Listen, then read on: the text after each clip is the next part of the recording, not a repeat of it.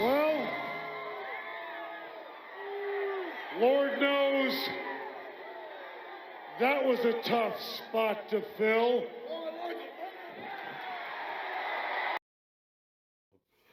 Sweet. So we're back, and I didn't even ask you before we started going. Do you want to tell everyone what your name is, or gamer tag, or whatever you want to? Well, you can see Techno Teddy Bear on the left. That's not my own creation. That's Microsoft on Xbox for you. Maybe 10 years ago. I don't know. I'm pretty sure they still randomly spit out usernames. Anyway, that one was spat out, and I just chose it because it was cool. I was like, yeah, that'll work. I'm not a very creative person by any means. I just noticed your shirt too, but Yep. everyone used to call me either Techno or Teddy Who does kind of when we were doing raids and whatnot. Not anyone in particular stuck. I actually think Teddy stuck more than Techno, to be honest. But yeah. What do you want to be called? I want to be called Elite Weapon X. My gamer tag. Nah, Teddy. Elite Weapon. Teddy reminds me of not this name. So yeah, Techno's fine. Sweet Techno. So, all right. We can. I don't know if you can see the posters that I've jammed up. So it would be like pretty much. You watched Buffy. You've watched Alien Earth. I haven't watched Alien Earth. There's the leaked trailer for Mandalorian that was at Celebration, and then there's Primitive War that we're gonna do a trailer reaction to. But where did you want to start? Like, was there anything off the cuff that you wanted to start off with? No, whatever. No. Whatever you want. Nothing in particular. Oh, sweet. It was like years ago we watched Buffy the Vampire Slayer, the film. So, yeah, meh. So, yeah, pretty much. I've watched the series, watched the movie all those years ago, read a bunch of the books and stuff. Do you reckon, because it is very kind of, pretty much I should say, what do you think? Like, it is a little bit dated for 90s kind of style and humor, but yeah, you watched it and... You mean, we're talking about Ep1 of Buffy the Vampire Slayer? Did you watch the movie? Yeah, we watched that last night. And then did you watch the first episode of Buffy? Yeah, a few times, actually. Yeah. Probably. It was probably a good thing, though. Yeah. But yeah, it's dated, definitely, but it's still relevant. Yeah. I think it's funny. Well, number one, Buffy's name is almost like a joke, but it's not. You sort of get what I mean there. It's like a non-serious title of a character, but it's a serious character. Yeah. I don't know the history behind that though, but yeah, that whole teenager, that's exhausted all the time and sick of everything, and I've got to do this, and I've got to do that, and this is so ratchet or whatever. And then that underlying tone of saving the planet too. I think that's really funny. But that comes from one of the Scooby-Doo gang's character, the girl, the one that's a bit ditzy in Buffy. Do you know the one I'm talking about? Daphne? She's in American Pie. Yeah, she's in American Pie band camp. I forget her name. Alison Hannigan playing Willow. That's it, Willow. Yep. Sorry. I should probably have some notes here to prompt me. No, so I know it's what all I'm talking good, about dude. When I say it. Off the cuff, just random. Like, that's the thing. Half the time, I would normally put a note down just in case I forgot to mention something to go into it and stuff. But, like, this whole, like, Buffy was made in 92, pretty much. What are you drinking? That looks good. Yeah. Whiskey. Oh, yeah. Okay, you can get me a gin if you want. Thanks, kitty. So wait, Twitch censors it. Like, you can't put anything up. here's the thing. They like when I whack it up onto YouTube and they're just like, "No, we're gonna flag you. We're gonna stop it and stuff," because I'll cut it and edit and everything. But just sometimes like Twitch will just get a bit touchy because there'll be music in the background that's Oh, copyrighted copyright. and stuff. Like, Yeah. yeah, nah, no ice. Thanks, Kitty. It's so So that's so weird though. Like, yeah. Anyway, I get it's it to an extent. but that's the thing because I once did it. We once played something on it, and yeah, Twitch was just like, yeah, you can't. We've cut that part of that video out. They just automatically edited it, and I was just like, what the hell? Like they can do that? But then again, I was just like, hey, it's their kind of platform thingy, so they can do whatever. But yeah, so that's where I was just like, kind of, we'll watch the primitive war trailer on our phones, but we'll just do a countdown for it, and then I'll edit it and I'll whack it up for us So both. you can't watch a trailer for something that anybody can access on YouTube. I don't know what it is. Like, I forget what studio it was that turned around and said I don't know if it was to Twitch or to whoever, like, you cannot promote this stuff on your platform without giving us a, a cut of that. Okay, gotcha. So, and then it was like, just kind of like, the big debate was advertising. It should be whatever studio it is paying Twitch to do that. Thanks, Bob. And yeah, pretty much it just Twitch said, you know what, we don't need this headache.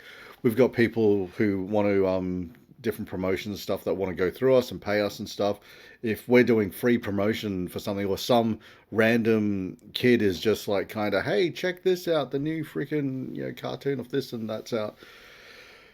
It's just, I think there's so much red tape out there for them, and they're just sort of like, all right, now we don't need to deal with all that. So that's where I was just like, kind of the whole time just going, yeah, no, we don't have to worry about like hearing that stuff. I'll deal with it in the editing for uploading it for YouTube. But yeah, so the first episode, did you watch the first two episodes of Buffy, or did you? Yeah. Yeah, Well, we almost finished the second episode, and then I rewatched episode 1. yeah. But we can like watch the Primitive War trailer on our phones, or we can start with Buffy or whatever. I can use my phone, or I can, if you share it, and you said they auto cut it themselves, or will they give you a ban? Do they do any corrective measure? I've just heard so many weird bannings for Twitch. So like, there's been ones where a guy, he's been sitting there, he's playing away, and his dog in the background takes a crap, and then walks off, and then the dude came back the following day, and Twitch had said, we've shut you down for a little while to figure out the situation of apparently you had something that's not very PG or something. And it's just random stuff where I'm like, all right, I get it, whatever.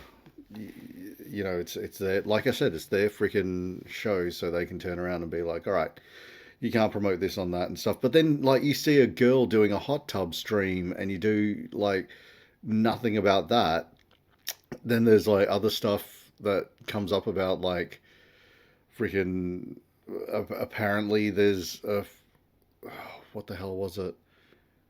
I don't know if it was a hunting thing. Like, some dude was out in the field and stuff, and he was shooting cans and stuff, and they were trying to say that he was freaking like, and it was like all a shooting range and everything, but they were trying to say like, oh, he was shooting animals and stuff, and he was just like, no, that didn't happen. But yeah, so Seems difficult. yeah, it's just a pain, like, because I like a few times I've wanted to put up like just whatever trailer or whatever picture and stuff like above us when we're doing the stream and stuff, and then it's like, kind of, oh no, we can't use that because that's been flagged or whatever and stuff. I've had to re-edit to whack it up on YouTube, because sometimes YouTube's kind of like more touchy about this stuff than what's aired on Twitch and stuff. But like, yeah, like, so you watched the first episode of Buffy. Just what was your take on it? Were you kind of interested? Like, were you still kind of caught in it, or did it take you back to the '90s a little bit? Yeah, it's a good era. I I was smiling most of the way through it Yeah, because it wasn't quite lame enough for me to turn it off, but it's still, I don't know, all the underlining themes are still relevant to me. yeah, Like nothing's changed since the 90s as far as people's behavior, you know, and yeah, that classic, teenage girl that, yeah, I still found it, yeah, it's still enjoying because I never watched Buffy. Like I watched intermittent episodes of Buffy yeah. growing up, but it was never a series that I honed in on. And I don't really remember it too much, which is probably pretty good to go back into it. Yeah. It's more of an unbiased opinion, in contrast to everything else in the 90s that I watched. Yeah. Uh, So pretty much for anyone watching and stuff, like, yeah, it's just a little bit of a back in the day. It was sometimes sort of the shows that everyone was talking about at school or whatever. So there was always a conversation about Stargate SG-1. There was always like, did you watch it? Did you see that episode? Like, did you see it last night? Did you see what happened and stuff? Oh my God, they killed off this dude and this character and stuff. So, like, I kind of look at Stargate as a universal, like, it does fit in any kind of era of, like, yeah. you could put that in the 80s, you could put it in the early 2000s and stuff. It still works. I think Buffy seem to work on a global scale. Like when I listened to James Masters, when I got to meet him, which was really awesome, he had said it's great that it's all round like a show, because the first season is a bit slow. The second season's pretty good. Third season's probably my favorite. But then the fourth season's a nice dramatic change because they spin it off to another series. I don't want to ruin it for you, but like there's certain stuff that happens in this both series just where it crosses over, and stuff that happens in the other show and Buffy, it has a fallout to what's kind of going on and stuff. But like I see just a lot of like even to the recent Star Trek people in Strange New Worlds, the writers for that say, "Oh yeah, we pull a lot from Buffy. We pull a lot from like that show." And I'm just like, dude, you cannot recreate Buffy. You cannot like pull from it. It's just that's its own world. Like keep Star Trek as Star Trek. Keep like Buffy where it was supposed to be, because they're doing this sequel series now that's coming out next year. They're filming the pilot and stuff for it now, so hopefully it does get picked up, because I trust Sarah Michelle Gellar.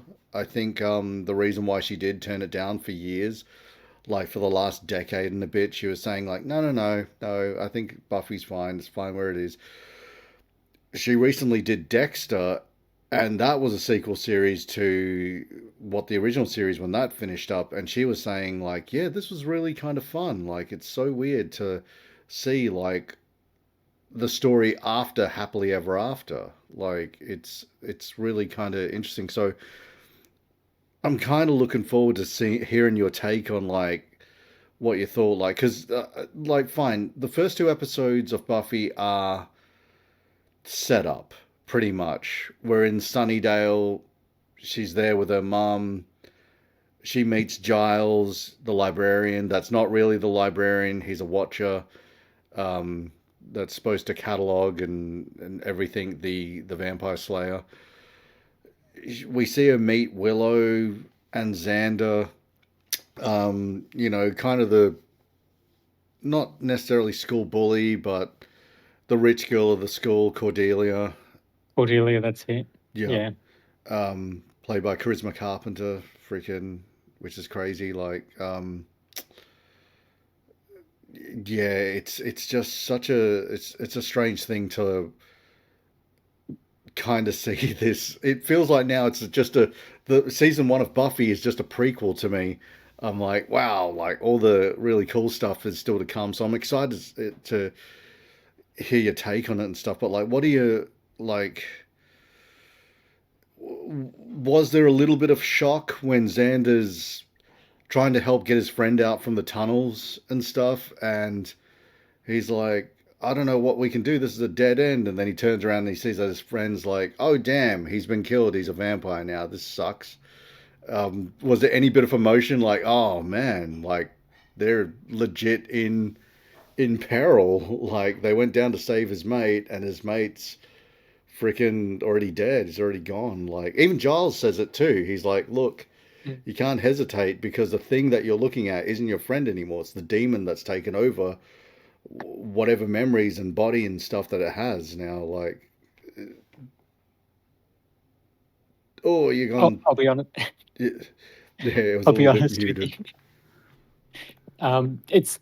It's so hard to take I guess the vampires seriously with the makeup.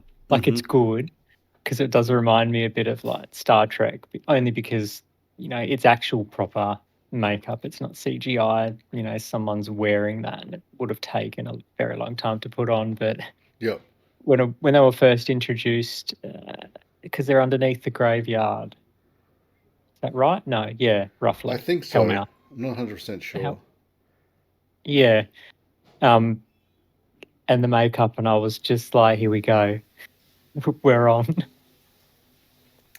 And but yeah, back to your original question though. It's no emotion, like because it's expected. Yeah. I'm watching it more of a bystander, being like, "You listen, we knew that was going to happen. Come Yeah. on, like." Yeah. But for you, because you would have watched Buffy when it was relevant. 97. And yep, when it was relevant. I was born 92, it wasn't relevant for me. Yeah. We watched it afterwards. But, the emotion, you get to have that recall, that nostalgia sort of pull back. So you get, something might tug here or, oh no, that's his friend, but for me, it's just not the same because of that generational leap. It takes a bit to tug on my heartstrings a bit because most of it's predictable. If it's predictable, you won't get anything from me. It's just like, that's going to happen. Yep. So you knew you had a feeling that, oh yeah, his friend's been turned. He's already. Oh yeah, it's just.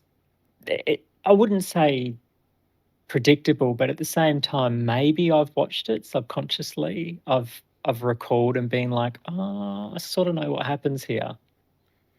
Like it's but most of it just makes sense. Like it's logical. It's not a out of left field thing that happens. Yeah, they get because, into. It's set up. They get into a lot more fascinating kind of stuff where I think you will get a little bit intrigued with. Like, there's a deal where Buffy's old friend, he wants to be turned into a vampire, and she's just like, "You're crazy." And he's just like, no, I need this to happen. And she's like, you're going to die. And how's that going to affect your family and friends and everyone around you just because you want to live forever? And Vampire Diaries stan. Yeah. Well, that's the thing. So sorry, just to fast forward, a bit. Obviously they've pulled it from Buffy because that's what I associate it with, Vampire Diaries, which is, oh no, I have to become a vampire for this, or this has to happen. Yeah. And it's very self-centered. But sorry to cut you off. No, that's cool because the thing is what was great about that, and this is where I was just like, this is what kind of separates Buffy from every other show. When she's putting the hurt on him with kind of lecturing him, and he just says, freaking, you know what? I don't need this because in 6 months from now I'm going to be nothing. And she's like, what? Mm. And he gives her I've got a terminal illness. And like he just goes, I've got cancer, so you're not going to even recognize me 6 months from now. There's nothing the doctors can do and stuff. And she just kind of goes from absolute defense, like just, oh God, like, and she's just like, she doesn't know how to process it and stuff. And she's talking to Giles and talking to Willow and talking to Xander and stuff about like, I don't know what to do. Like, I haven't walked a mile in his shoes, so I don't know. So it's a great kind of way to see they do dive into a lot of stuff that we dealt with in school and everything, and at Mm. that age, and that whole coming of age. Like, Rogue Kitty Cat, she liked the whole love story kind of aspect of it, but also too the witty banter and stuff that Buffy would have. So Yeah, she's snappy. yeah, She's a rebellious teenager at the same time, and like, I don't have time for you. yeah, I'm gonna give you some quick, comeback that's witty. And I will say one thing, like pretty much something that precedes or just after, post whatever she says, mm, she's got those like fists tucked. Then she mm. does like those really high kicks, and it's great. I I do kind of like I said before, it's a little bit dated with some of the stuff that's happened, but again, Mm. I'm when me and Roy Kitty Cat were watching it or rewatching it, and I was just like, wow, I remember all those like close to 30 years ago now. Mm. I remember watching it just saying, yes, she is awesome, isn't she, Roy Kitty Cat? But But yeah, if you look at it, 97, that's what, close to, well, yeah, pretty much 30 years. In a few years, it'll be. But you know what's funny though? You can sit there and watch it and still appreciate every aspect of it, even 30 years later. yeah, Because that's we've talked about this before with yeah, everything, modern, and what things used to be and what they're not. We're fed regurgitated storylines. yeah, You know, the 90s was, full of a lot more original pieces. Where yes, you've got Buffy, for instance. Like, yeah, it's got cheesy choreographed fight scenes, but that's what makes it enjoyable to an extent too. And then you've got what's Sm- the Smallville's, the Stargates, the yeah all of these shows that were semi like sequel series to a film that's come before. Like, so it was said years ago, without Buffy, we wouldn't have gotten, shows like Dark Angel. We wouldn't have gotten Vampire Diaries. We mm, wouldn't have gotten like a lot of these really good science fiction shows, sci-fi fantasy and stuff.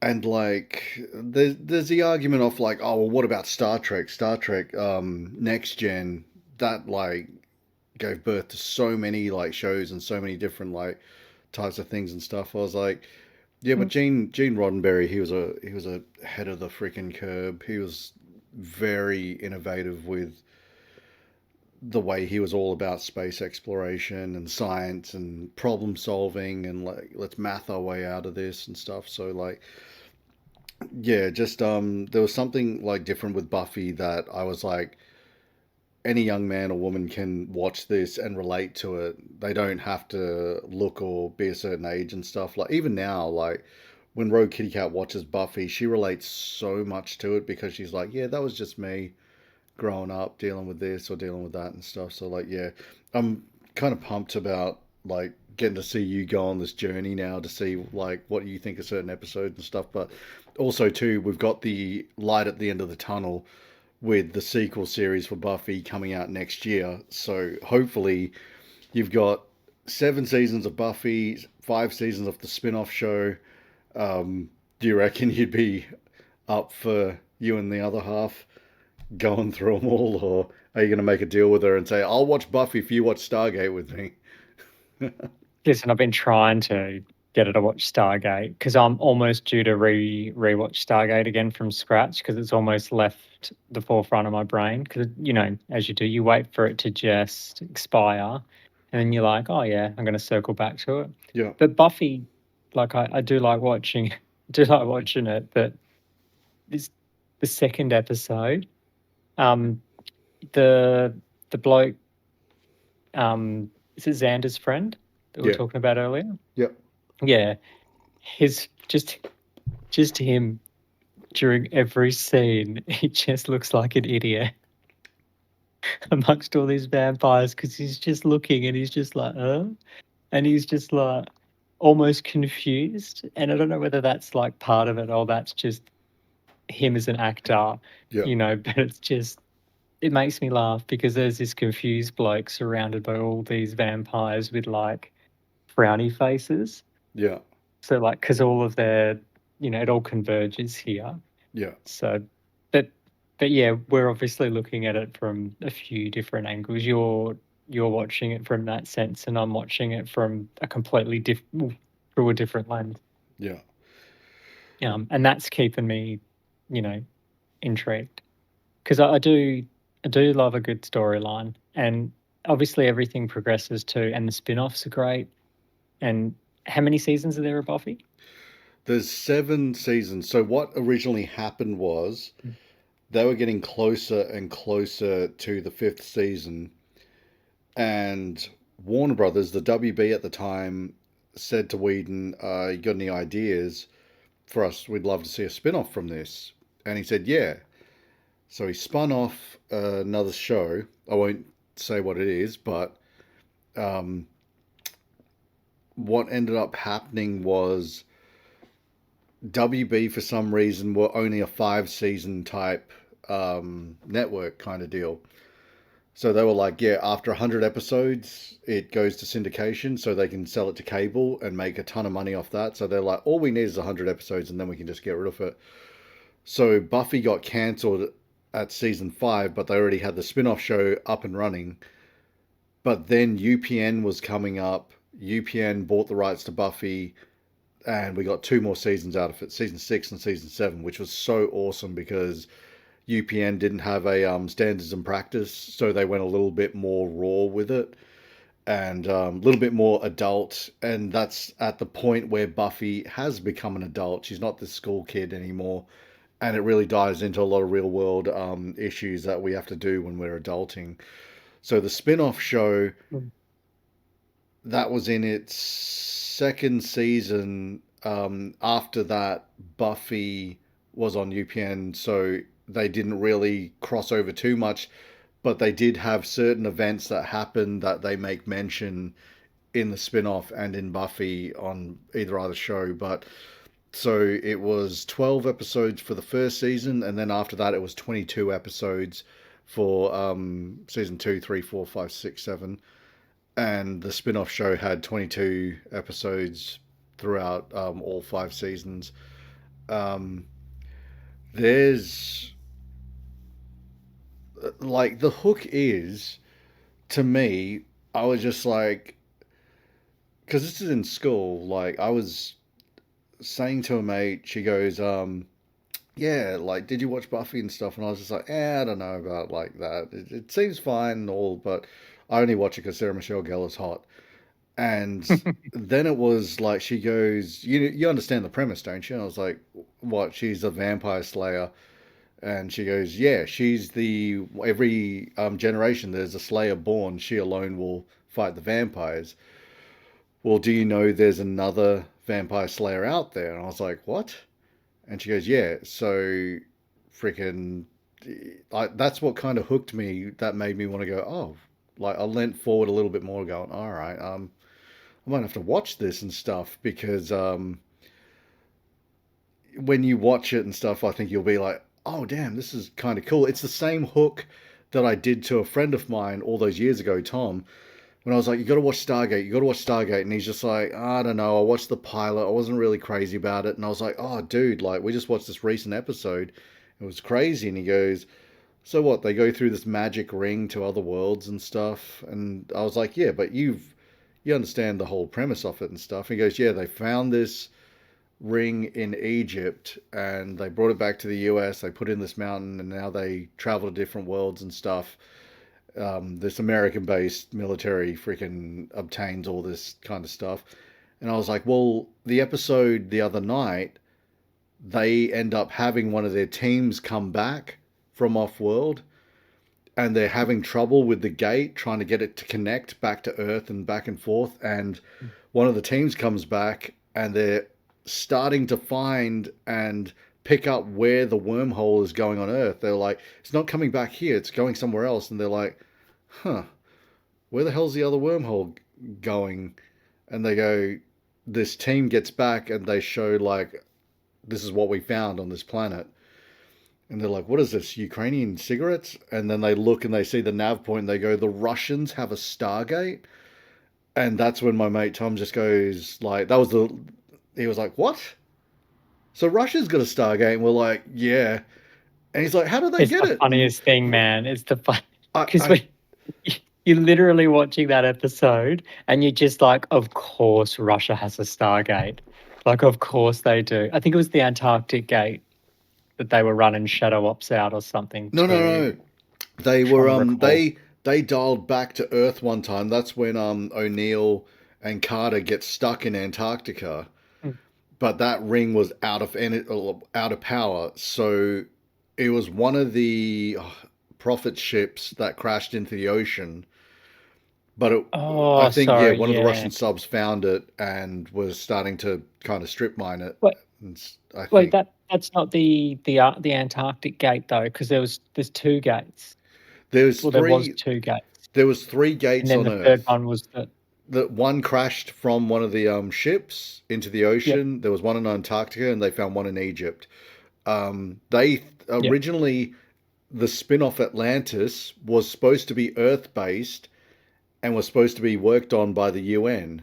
And it was supposed to be based in Antarctica and stuff. And they said, nah, let's make it off-world. Let's make it that Atlantis sunk to the bottom of an ocean on a different world. And make it that it's out of our galaxy and stuff. So we can't have crossovers, which was like the dumbest thing ever. Because as much as I enjoyed Atlantis, you're sort of wanting some of the other cast from SG-1 to potentially pop up. Yeah. It did, but just not enough. Yeah. Well, towards the end they were doing it because they got the ZPMs to be able to go back and forth and stuff. So that was the hook though for me, man. That they kept dangling that. It's like, oh my gosh, they got a ZPM. Yeah. You know, are they going to get another one? And then what happens if they get another one? You know, like, and they're just dangling the carrot, and then I hate that so much. I can't stand it. And they depleted them, and there was always a reason why they didn't have a working ZPM, because they either burnt it out or something happened, and it's just like, all right, so we can start back again and wait for the next ZPM. And then they'd be off-world on a mission, and they'd find a ZPM that powered a shield that was keeping a, I don't know, deadly virus away. I can't remember. I'm thinking of an episode though. And they're like, oh no, we can't take that ZPM though, because that's going to have this disastrous effect on this civilization. So it's like, oh, you know, we'll go find another one. And it's just like, all right, we'll have to wait. We'll wait for the next ZPM. That's another thing. There was an episode where Atlantis got, I don't know if it was taken over by the replicators or whatever it was, but they rebuilt 3 ZPMs for Atlantis, because you need one for the shield, one to power the city, and one for its defenses. So they had 3 ZPMs. I was like, here we go. They're fully armed and operational. Then you find out the following episode, oh yeah, they took one of these ZPMs back to Earth for its defenses, and they took another ZPM for the ship to fly it faster back and forth from Earth. So Atlantis is back to 1 ZPM again. And I'm like, always running on low power.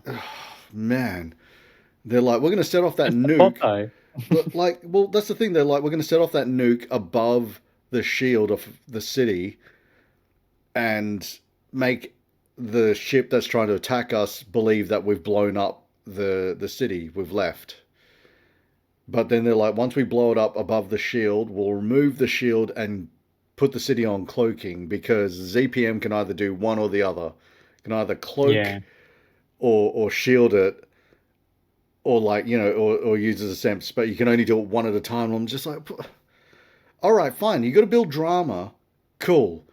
But when you're a fan watching this and you're just like, man, we know they're going to make it out of this. Like, it's not building up an intense kind of thing. I know what's happening. I know they're making it out of this because I just plotted out what the plan is, but they still build the suspense when the city was cloaked and then what's his name dialed the gate to go through and escape, and they were just like, damn, we don't know if they saw that we did that just then. But yeah, it was just it's something where I was like, oh, man, I love SG1.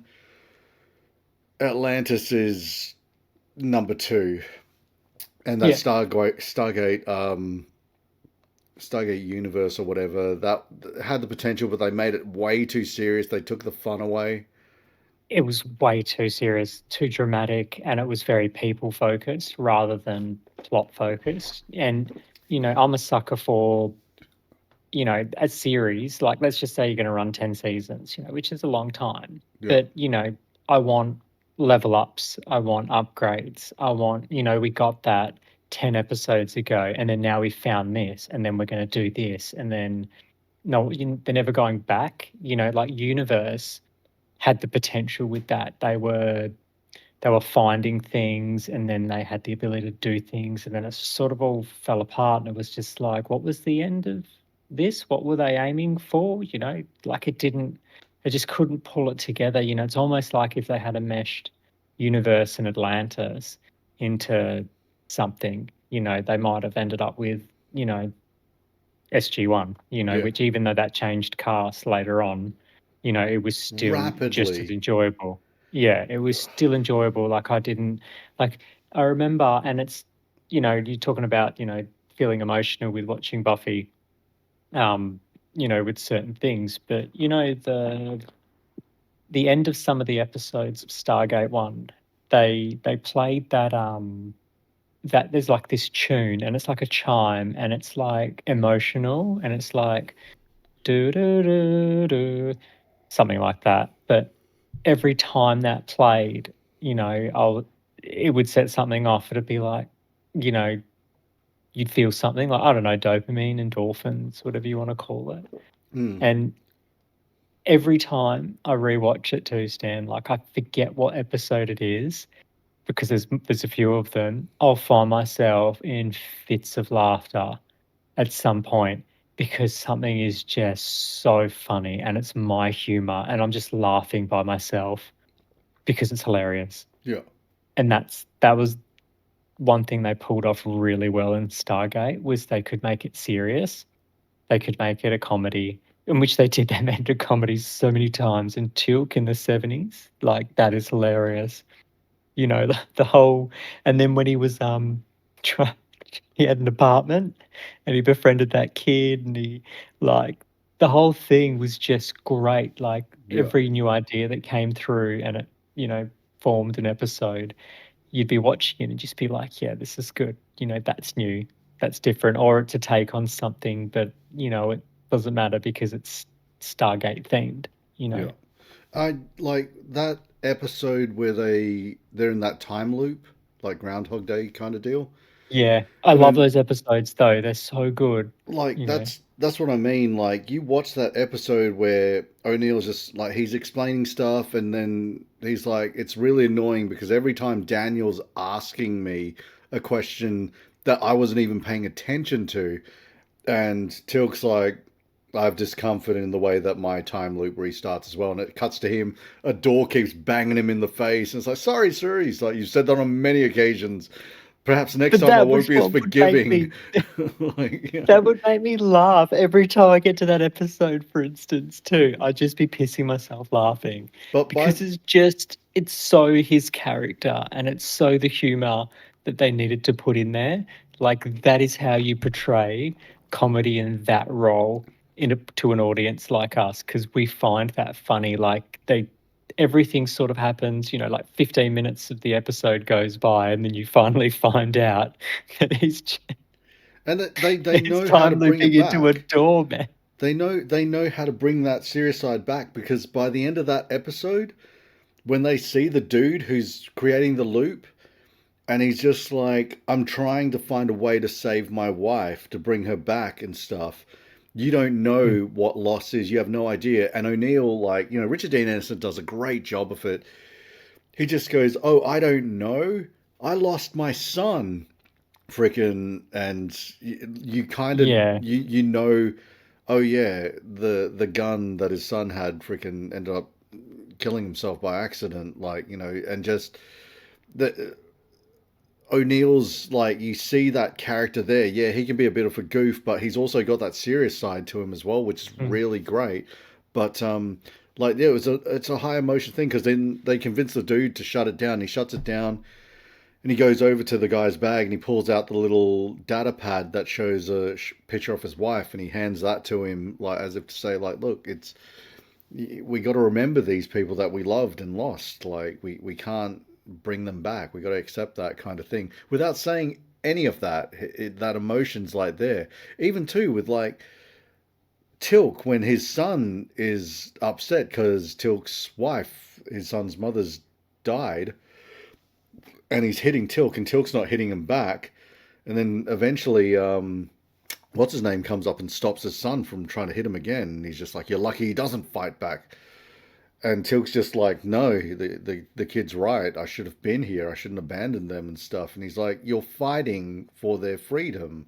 What are you talking about?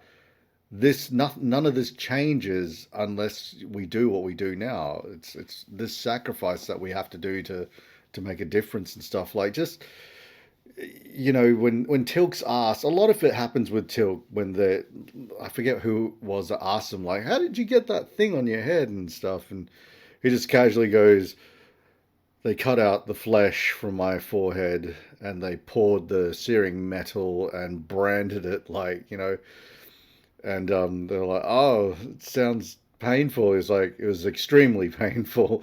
And they're like, "Oh, okay." And they freaking take off. But, like, that's something that I didn't get, that kind of humor as much in Atlantis. It felt like they were trying so much, like, trying a little bit too hard in Atlantis. And I'm like, sorry, you can't replicate what Richard Dean Anderson and Christopher Judd had, and even too Michael Shanks as Daniel Jackson and Carter and stuff. Like, it was really real. Oh, God, it's making me want to watch it again. But Yeah, like, me yeah, too. just speaking of space and stuff, I haven't watched it. Alien Earth. Did you watch all of it? It's probably something that we should watch every episode and then talk about it, because it is so different to, well, pretty much Alien in general. Like, Alien's always been very horror themed, and it's always been that existential, how did they come to be? And, you found that, obviously, wasn't Prometheus, was it? I The haven't. origin? I've only seen clips of Prometheus. I Oh, watched you the. haven't watched it? Here's the thing. Ah, I watched interesting. I watched the first Alien, scared the hell out of me years and years. Like, I can't believe I'm Yeah, saying yeah. decades ago. Then Aliens was scary, but also so cool. I was like, damn, that is badass. I've watched Aliens 3 once, and that's it. I was just like, God, they killed off Newt and freaking Hicks. Like, Mm. I was just like done with that. And then Alien Resurrection, I think I've watched twice to try and understand it, but it still didn't do it for me. And then Aliens vs Predator, I watched. I liked it at the time, but now looking back on it, I'm like, they did a disservice to the Predators. The second one to that was, I don't know if it was Requiem, Alien vs Predator Requiem. Yeah, That AVP was 2? a bit So we're talking better. about, yeah? little bit better than the first one. And then like the Arctic Pole we're talking about, yeah? the Arctic Pole was the first Aliens vs Predator movie, and then the second one was in that small town where they yeah, that's right. it's the Pred alien is running around there. But I haven't seen Prometheus. I haven't seen. It's the same story. Like I always go, look, there are two amazing alien movies out there.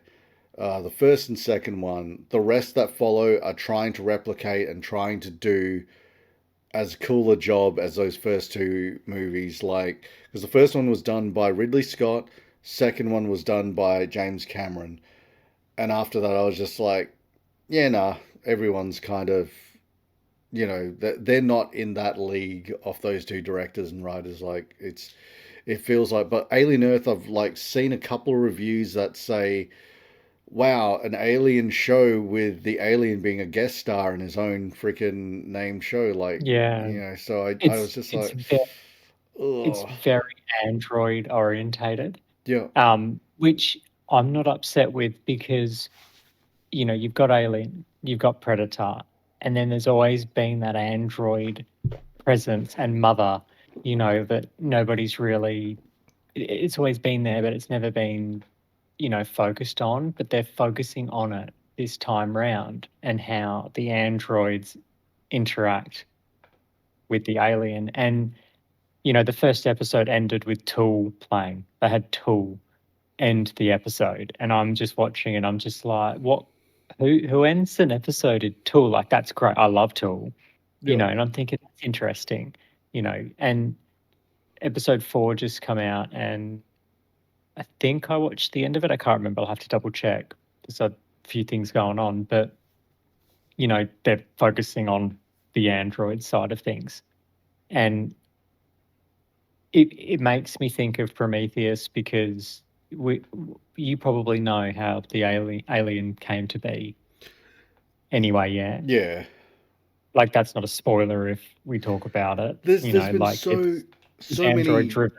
Different incarnations of it, like through the books, through the comics, through everything, and like there was ones where it was saying that engineering race, they were noticing that humans were spreading across the galaxy too soon, and so they said, you know what, we need to wipe them out. So they were sending the eggs to Earth, but that ship encountered problems, crashed, and then it was found by the Nostromo, by Ripley and her crew.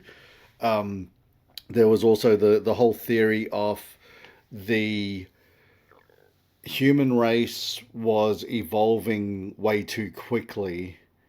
So we were starting to wander from Africa when the continents were starting to split apart. And they looked at us and said, hey, what the hell? These Native Americans are killing these grizzly bears.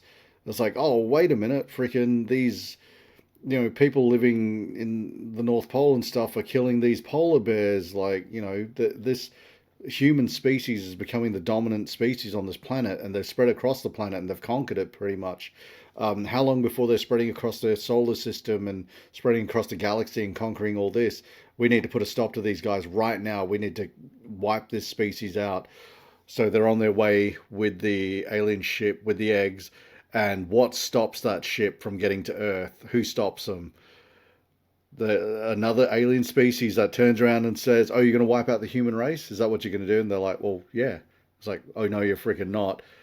Takes out that alien ship. That crashes down. You see the pilot of that ship in the first Alien movie, when they're walking on top of it, it's so huge. They say something came out of its chest and stuff.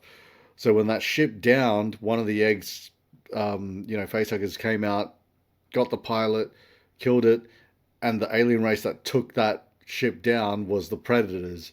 So the Predators saw, oh, let's hunt this thing that's running around on their ship, and they took it out. And then they said, let's just take these facehugger eggs and just have them ingestate on different species, and they'll bring out these drone type things for us to hunt and to take out. So the thing that was on that ship that came out of the pilot's chest, that is the skull that you see in Predator 2 when Danny Glover is on the ship and he walks into that trophy, like he sees the big trophy room. Oh yeah. Human skull, the alien skull, and then there's one massive skull that's in the middle that's apparently supposed to be what the Predators killed that came out of that pilot's chest kind of thing. Like, so, like, it kind of makes you want to watch Predator 2 again and see that ending scene, Yeah. like, and stuff. But, like, there's a lot of different theories on, like, how the aliens came to be, because it was just, in the books, I think it's, if the queen dies, the last living alien has a chance it can lay one egg that will produce a face hugger, and then that will, ingestate on someone, and then that will burst out another alien that could lay an egg, and eventually it gets to a point where it does lay an egg that's a queen that can control and lay multiple eggs and stuff. So then there was Prometheus that came out where they made it was genetic, biological kind of stuff, like, and yeah, it's a little bit wishy-washy, kind of like on the origins and stuff, but like Alien Earth, when I heard about, like, oh, you see the trailer saying this ship has collected multiple species from the darkest corners of the universe and stuff, and now it's come back to Earth, like doing a little bit of Event Horizon type style stuff, but like I was just kind of like, okay, let's just wait and see. And then hearing reviews and reading some of them saying, yeah, it's a little bit more like you said, the Android kind of style of things, where they're saying, okay, there's a scene like, and I read it because I was like, I don't care if it's a spoiler, saying this girl, this 12-year-old girl who's in the android's body, and she goes to save her brother, and her brother's just like, kind of, okay, like, my sister's an android now. There was a story point there that they could have gone with, where it was him just being like, this abomination, you're not my sister. My father signed off a thing to feed you up to this corporation and stuff, and now they're using you like a puppet. Like, no, I don't accept this. And then they could have built it to, by the end of the episode or by the end of the show and stuff, where he's saved by her, and he has an option to whether he wants to save her or not.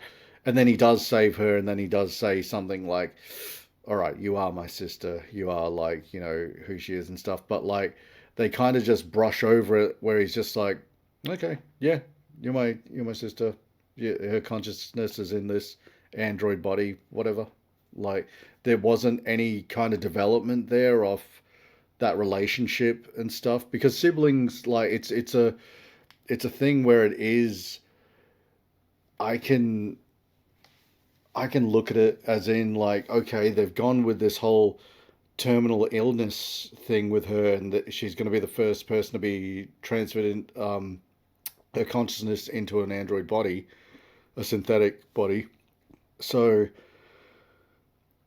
these synthetics, they can be repaired, they can not die and stuff. So right then and there, it's sort of, you're just cutting out the possible stressful situation of, like, oh, these ones could die, but they've got super, like, strength and stuff, and they got super speed and agility and all this kind of stuff. And I'm like, maybe you could have just kept them as humans, or kept everyone else as humans, and just keep the one like character as the synthetic. But then, like, there's other reviews that I saw that was saying, check it out, another alien thing that's got a brunette girl in it, and it sort of shouldn't.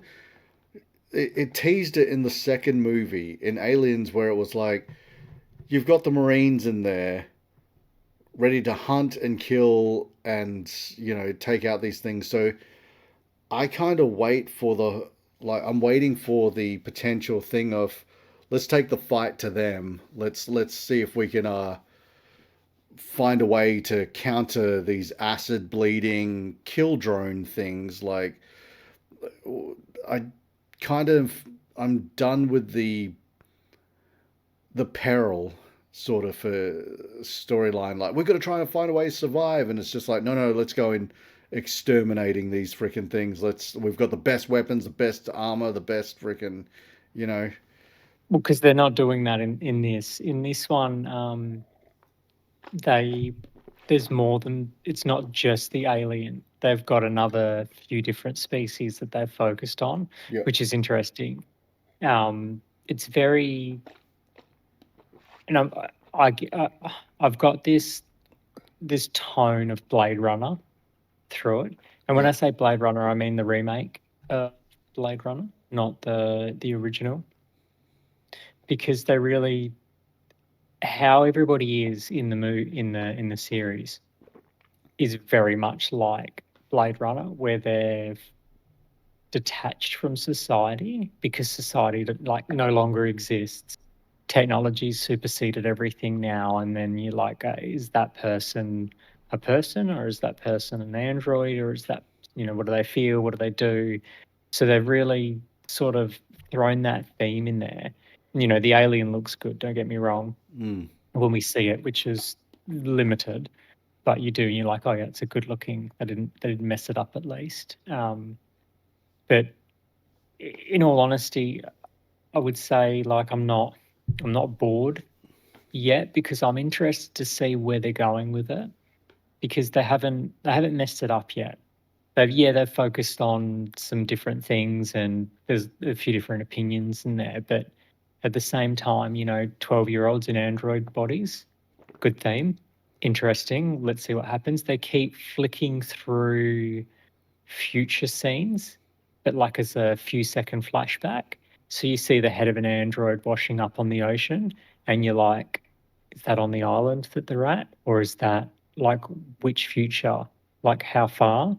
And what's happened? Because they're obviously preempting for when the alien sort of gets a bit out of control. But I don't think that the alien's going to be is it protagonist? Is that what you call it? Yeah. The other life forms too are there. And I think that's maybe where they're going to succeed, but it really depends, as well as I do. If they've only got a limited run of 10 episodes, which it seems likely that they would, or less, they've kept it fairly slow, but not too quick.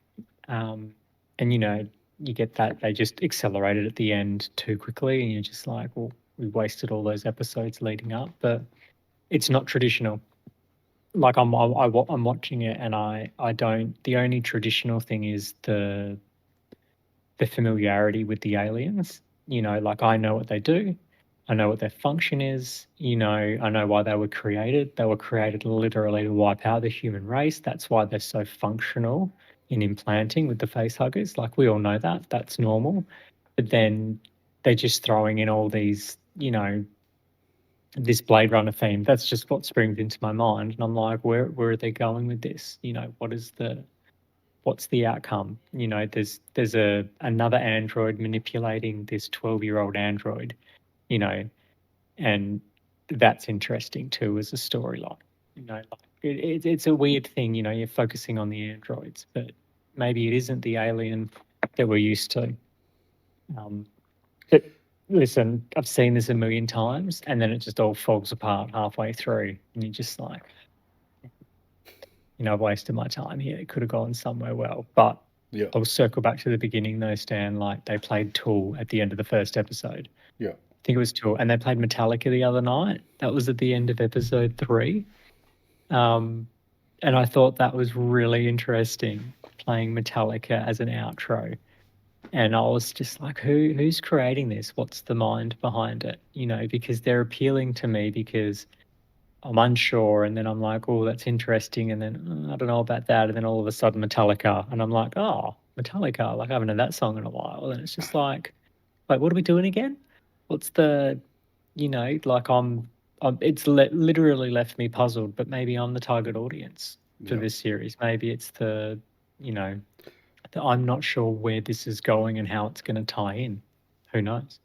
And I seemed a bit vague, all that, what I just said, but yeah. No. Like, that's the thing. The way you're saying, like, Tool and Metallica and stuff, it is a generation off when those films were coming out and everyone was watching them. And it's just that nostalgia of what was coming back then was so like I'll take it. I'll take this from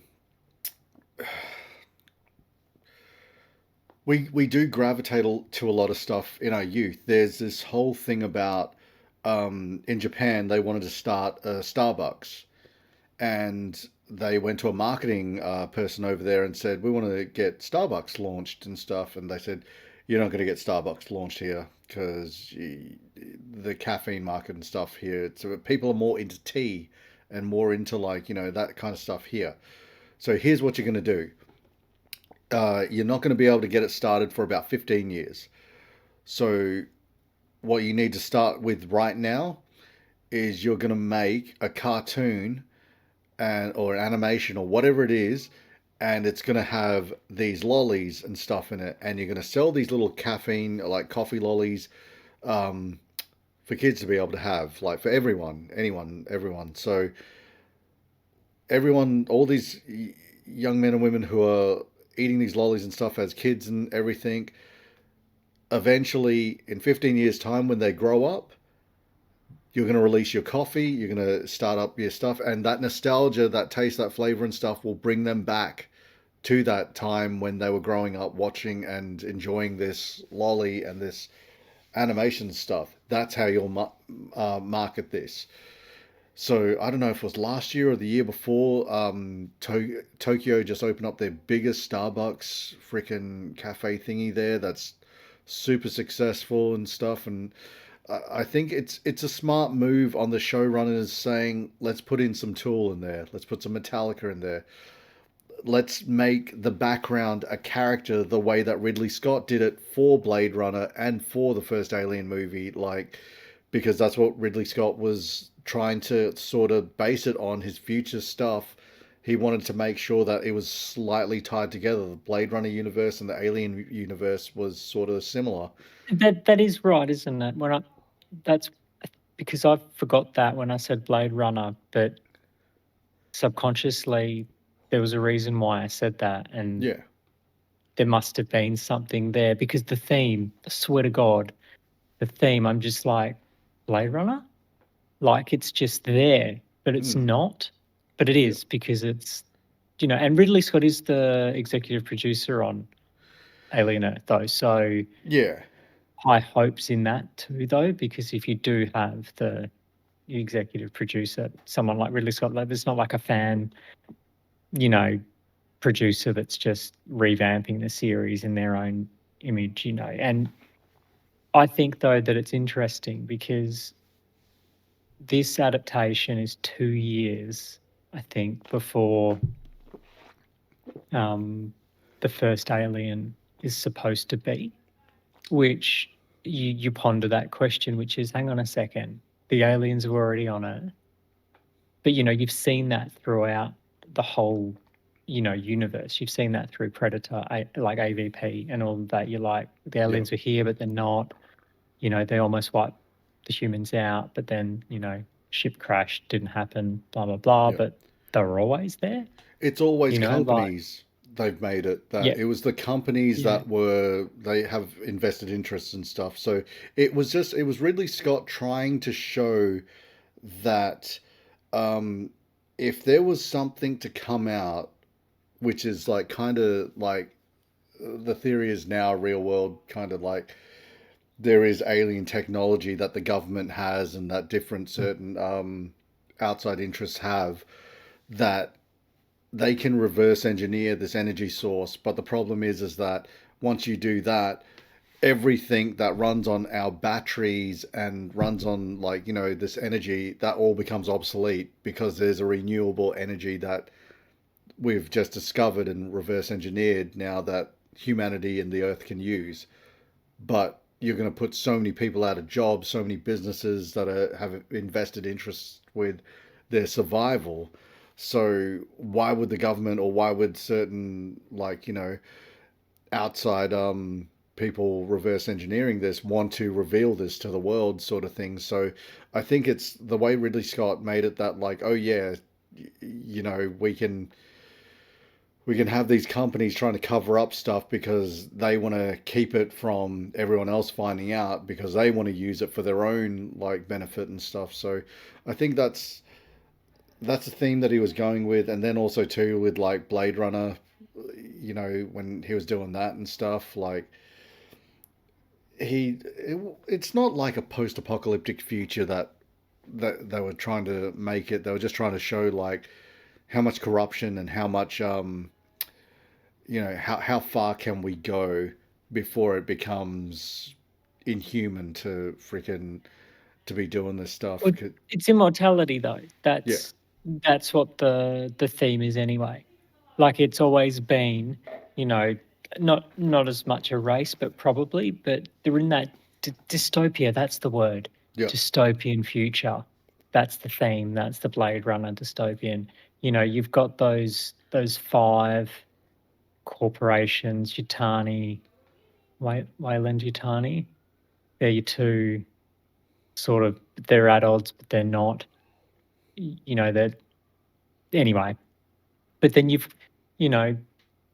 they've shifted the focus to the synths, which is obviously, it's not about synths, it's about immortality.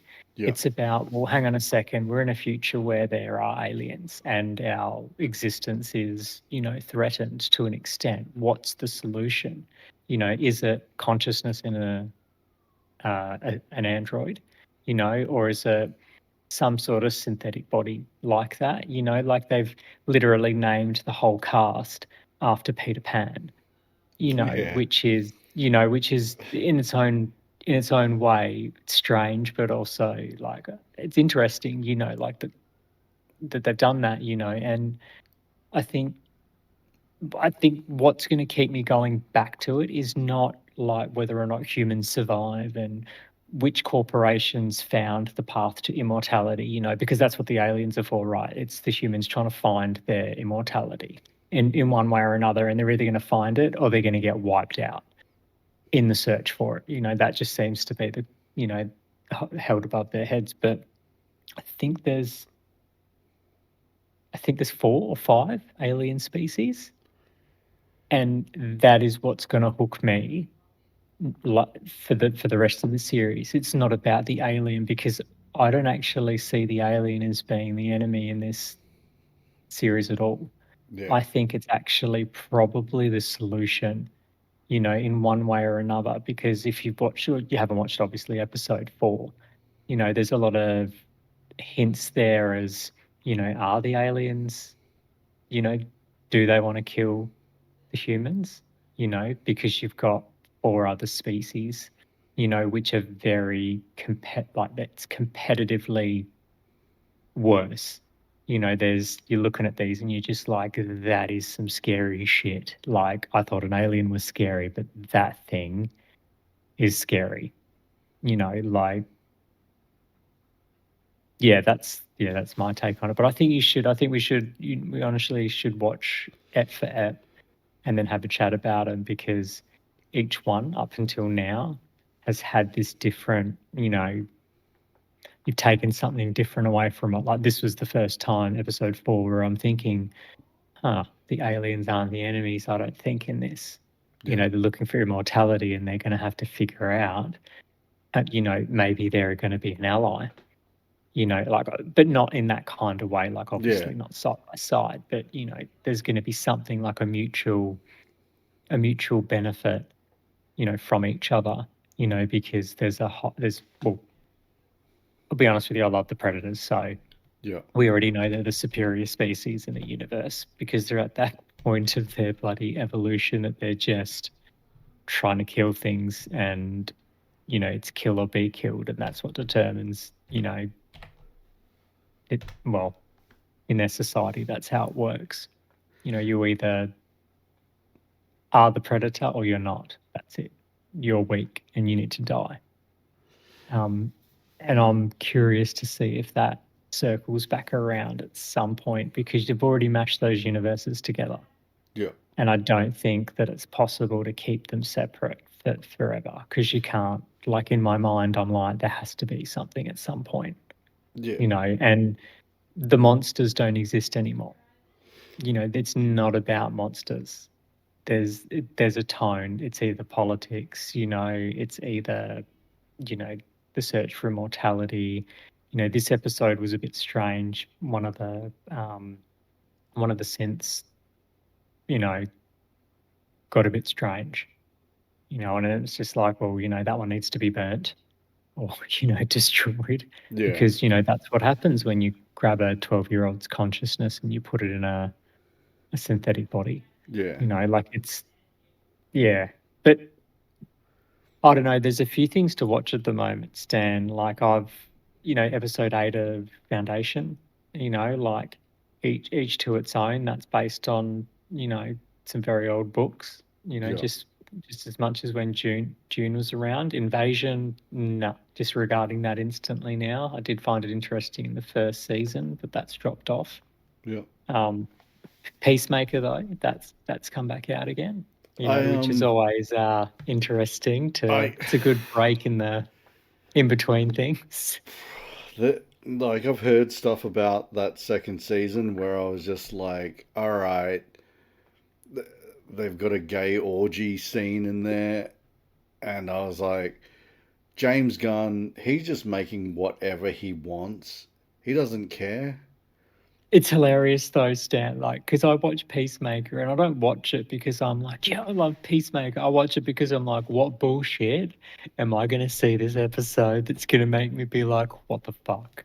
Like, why did they do this for? And straight off the bat, in episode 1 of season 2, you're just like, yep, there it is. That's it. That's why I started watching this episode, because it ended like that. But it's taken away from that whole superhero thing. It's definitely, I think, a different. Yeah. It's James Gunn's style is that he can do ensemble stuff. There's no just one kind of thing. And that's the thing. He gets made head of DC Studios for Warner Brothers. So what's he do? Hires all his friends, greenlights all the projects that he wants, because they asked him back in 2018, can you make Superman? He said, nah, I don't know Superman. I'm not, like, if you've seen The Boys and you see Homelander in that's the version of Superman that he can write, the one that goes around killing people and stuff. Like, so the way that what went down was they let him make Suicide Squad. That made money and didn't cost an arm and a leg, so they're like, he knows what he's doing. And he made those Guardians movies, like, Guardians of the Galaxy and stuff. Big successful trilogy of films. And he was working for Marvel, so he's got to look at the whole blueprint of what to do to build a comic cinematic universe and stuff for DC.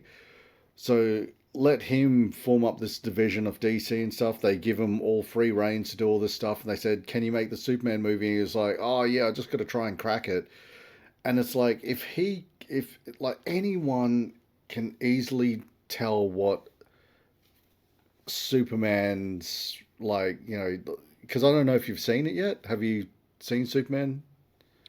I haven't watched it yet. No. Yeah, it's don't expect to watch it and be like, oh yeah, Superman's in this. Oh, sorry, I actually did start watching it, and I haven't finished it. Yeah, and it's not. I don't know what. Yeah. It's not like you're missing out too much, because it was very mid. It was so. It didn't hook me. It didn't hook me, like like in the first few scenes, watching what's happening, and then all of a sudden, there's the robots are in the Fortress of Solitude, but just how that was all painted, I'm just like, I'm not the target audience for this. Like, it's not serious enough. It's not practical and realistic to an extent, because Superman's meant to be human, that human element, like, that's not here.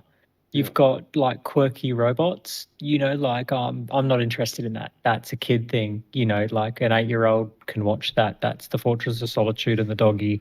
Like that's great. Look at the dog on the screen, but that's not Superman to me.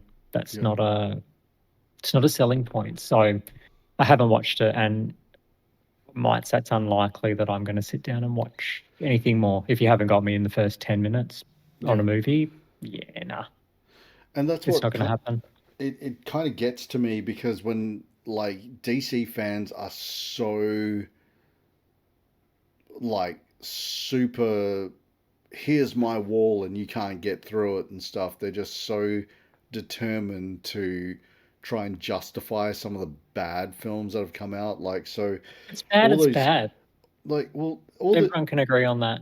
yeah, all They those they years should ago be able when they to. had Batman versus Robin, no, Batman and Robin with Mm. Schwarzenegger as Mr. Freeze and stuff, and it went from Michael Keaton and Tim Burton's really nice dark gothic kind of deal in the 80s Batman to this goofy cartoonish type humor stuff. And it took Chris Nolan, took about like 7 or 8 years later for Chris Nolan to bring it back to a earnest kind of nice, oh look, this is just James Bond with freaking a bat cowl and stuff, like when he Mm. made Batman Begins, and then he improved on it with The Dark Knight. Then he wrapped it up with Dark Knight Rises because he didn't want Warner Brothers to take it and start making whatever the hell they wanted with it. Hence why we got the rebooted Ben Affleck Batman in freaking Batman vs Superman. So you cut to now they're like, okay, we don't want a Batman and Superman that kills because Zack Snyder screwed that up big time. Um, we're going to go with this James Gunn's version of the DC universe. And there's a lot of Snyder haters out there. There's a lot of Snyder lovers out there and stuff. And here we are with this. It feels like a Batman and Robin type Superman movie where I'm like, they've got to take it back to what Richard Donner and Christopher Reeves made, that classic like that. It's almost, I would dare say, that first Superman movie back in 1978 was just timeless. It Mm. still holds up today. All the like, different beat points where freaking he's standing over his father's grave and saying, all these powers, all these abilities, and I couldn't save him and stuff. And his mother's just like, Clark, it's a heartbeat. It's a heart attack. Like, you can stop a locomotive from falling off a train tracks. You can stop a plane from falling out of the sky. You can raise a ship out of the ocean. But the one thing you cannot stop is death. It's Mm. inevitable. That's what gives him. You can tell, like with his super hearing and all that stuff, he can't be everywhere at once. So sometimes he does have to turn around and say, oh, I can't be everywhere and save everyone. That's how he kind of lives with himself. But they didn't really touch on any of that in this new Superman movie. They didn't go into what it was like because for him as Clark, he's not really Clark in that Superman movie. He gets like one, maybe two scenes as Clark Kent. The rest of the time, he's in the suit, and it's sort of that he's the most unique superhero out there. He's born as Superman. He has his Mm. superpowers, everything and stuff. When he lands on Earth as a baby, he's already the most powerful being on the planet. His costume is Clark Kent. He has to freaking dress up and pretend that he's like all of us and that he's human and put that portrayal on. But then when it comes to, I've got to go and save the day, the glasses come off and he's off to go and like do his thing. But yeah, I don't think James Gunn understands that character. And I think as much as the research he's done, he just tried to dress it up with like, he had that engineer chick that was in this Fortress of Solitude there trying to screw around with that stuff. He put Nicholas Hoult as freaking Lex Luthor.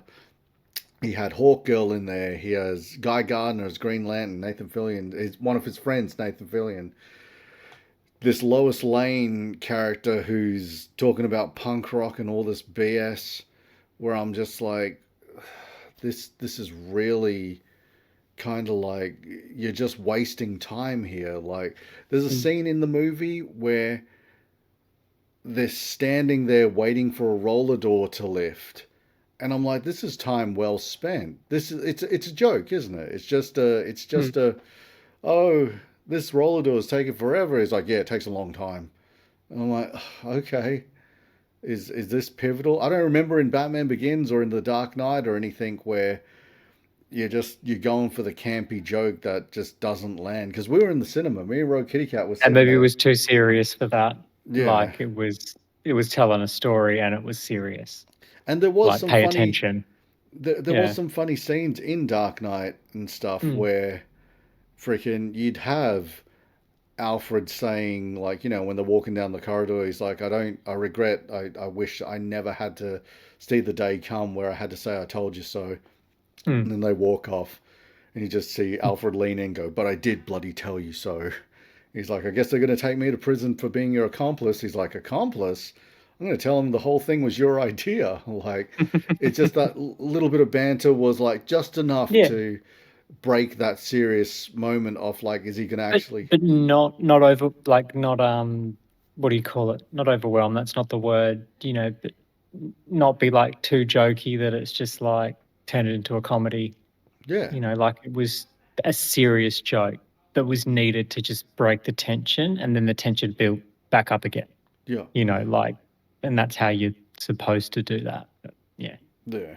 So, like, you've seen the Jurassic Park movies? Yeah, haven't watched the latest. Oh no, I watched the latest one Yeah. with Scarlett Johansson in it. All right. Listen, we're not the audience for that. Yeah.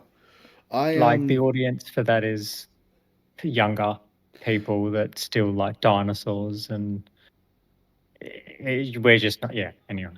Yeah. Or maybe it was aimed at us, but they didn't do a very good job at it. Yeah.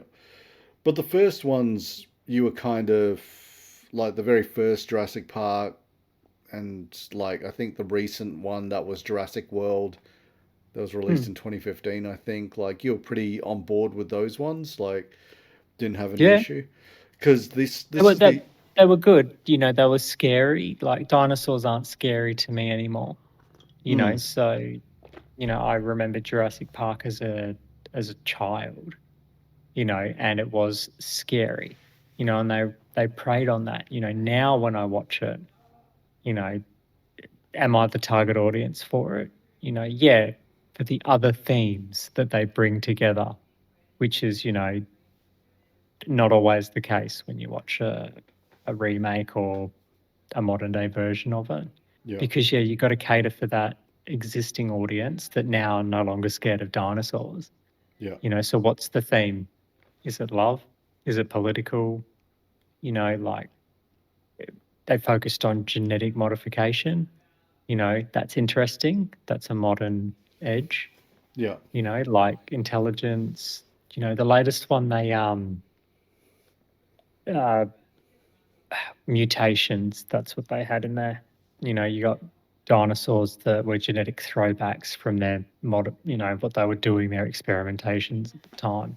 Yeah. But I felt a bit sorry for those dinosaurs, even though they were the enemies. So I'm not the audience. If I'm feeling sorry for the one, for the dinosaurs that are killing everybody, they didn't make that movie for me. So this is something that's really interesting because I saw one review that said this is what the Jurassic Park franchise should have gravitated towards. Wait, on the latest one?